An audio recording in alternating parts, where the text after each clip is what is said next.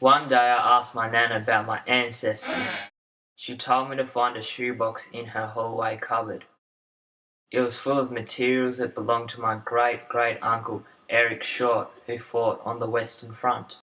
The box contained medals, documents, and newspaper clippings. There was also a shaving kit that was presented to him by the mayor of Huonville when he was leaving for the war. The box fascinated me, but I want to know more. What part did he play in the war? I want to find out about his part in the Anzac legend. My teacher directed me to a speech of the former Prime Minister, Paul Keating. It's a legend not of sweeping military victories so much as triumphs against the odds, of courage and ingenuity in adversity. It is a legend of free and independent spirits whose discipline derive less from military formalities and customs than from the bonds of mateship and the demands of necessity. The Anzac legend that Paul Keating refers to has very much shaped Australia's identity today. In the early 1900s, Australia was a busy and rapidly growing country, but it was a country which refused to acknowledge its Indigenous history, and, as a young country, it had little history of its own. Because of this, Australia lacked tradition, customs, and cultural identity. Our national identity was not of our own. It was one we had inherited from Great Britain. Australia was a country of people unsure of who we were and where we were going. The Anzacs changed all of this. When it was announced that Australia was involved in World War I, Australian men queued up in their thousands to sign up.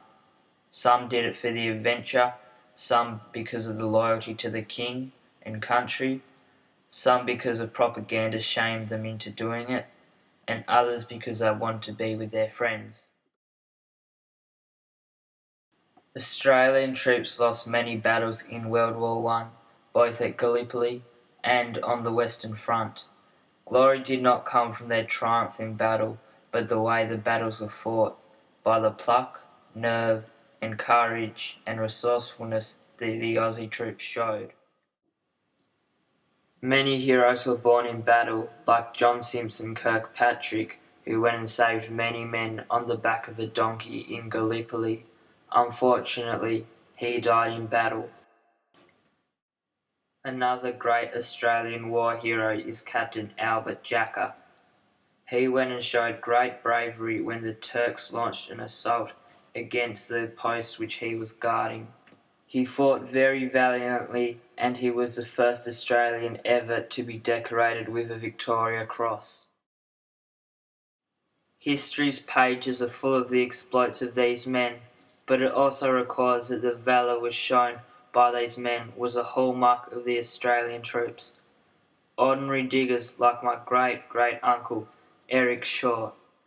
A newspaper clipping details how he demonstrated his mateship by entertaining the troops in Northern Africa and on the Western Front with his famous clear tenor voice. My nan told me how he used to sing to his mates while they were in battle to calm their nerves. And Uncle Eric's mates showed their courage, loyalty, and extreme mateship by risking their lives to valiantly retrieve him from the battlefield when he was shot. My great-great-uncle Eric Short sadly did not make it home.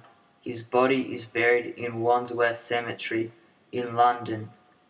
A small memorial to his honour is located in his hometown, Huonville, in Tasmania. When the Anzacs returned home, a new country was born on the values and valour shown by the troops.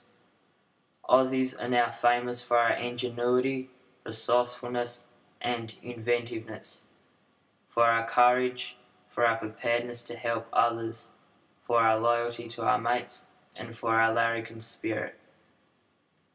Paul Keating's speech is important as it not only describes the Anzac heroes of old, it describes a legacy that their spirits have left us.